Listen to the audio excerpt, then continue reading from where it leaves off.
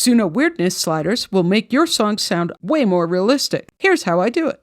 When I'm working with weirdness or creativity, I like working with 4.5 rather than the new 5.5.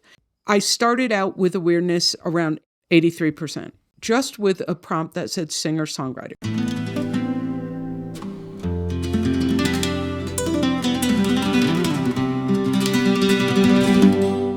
That's not typically what we get when we think singer-songwriter. Suno generally gives us something more like this.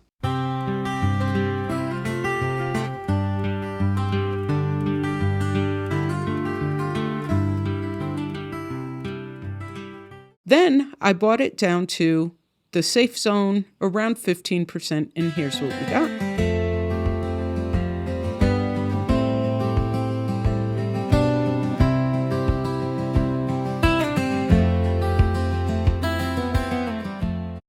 Which somehow, to me, sounded more creative than at 50%. So I did one more thing. I brought it up to about 65%. That's where I typically use this. And I came up with this track.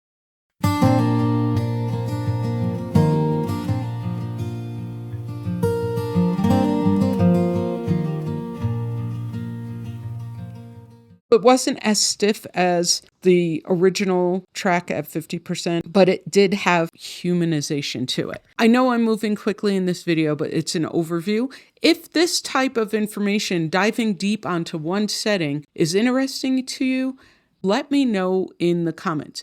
So I like this track, and I added the lyrics and an indie folk prompt. The track sounded pretty much like a lot of the tracks that I work with for clients. I just started missing you today. But that vocal seems to be really prevalent, and it gets on my nerves. I just don't like it. So I wanted a more imperfect voice. Rather than being a virtuoso vocalist, I'll put that prompt in the description below. Here's the vocal that I got in return for my effort. I just started missing you today.